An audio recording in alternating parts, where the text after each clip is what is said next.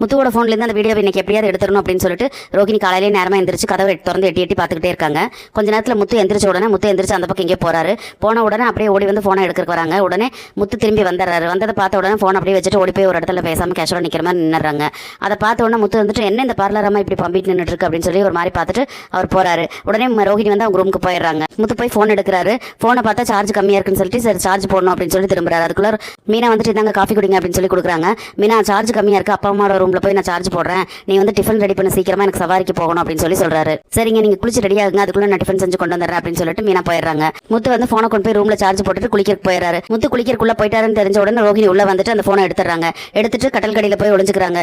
ஒளிஞ்சுக்கிட்டு ஃபோனை ஓப்பன் பண்ணி பார்க்குறாங்க. பார்த்த உடனே அந்த வீடியோவை எடுத்துறாங்க. வீடியோ எடுத்து பார்த்துட்டு அந்த சிட்டி சொன்னது கரெக்ட் தான், அந்த வீடியோ இங்கே தான் இருக்கு, சத்யா தான் அத்தையோட நகையெல்லாம் எடுத்திருக்கான், நல்லதா போச்சு இது கிடைச்சது, நம்மளோட ஃபோனை காமிச்சிக்கலாம் அப்படின்னு சொல்லி அனுப்ப ட்ரை பண்றாங்க. அதுக்குள்ள முத்துவோட ஃபோன் வந்து ஆஃப் ஆயிருது.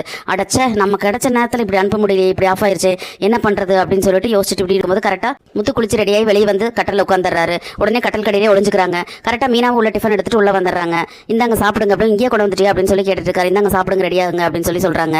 அப்புறம் சரி மீனா நான் சார்ஜ் போட்டிருந்த ஃபோன் எடு அப்படின்னு சொல்லி சொல்றாரு. எங்க சார்ஜ் போட்டீங்க இங்கே காணமே அப்படின்னு சொல்லி மீனா சொல்றாங்க. இப்போதான் இந்த ரோஹிணி மாட்டுவாங்களா இல்லை நிஜமாவே ஃபோனை அப்படியே ஒளிச்சு வச்சுக்கிட்டு இன்னும் தெரியாத மாதிரி எடுத்துட்டு போயிடுவாங்களா என்னன்னு சொல்லி நம்ம பொறுத்திருந்து பார்க்கலாம். நம்ம வீடியோ பிடிச்சிருந்தா லைக் பண்ணி சப்ஸ்கிரைப் பண்ணுங்க ஃப்ரெண்ட்ஸ். தேங்க்யூ.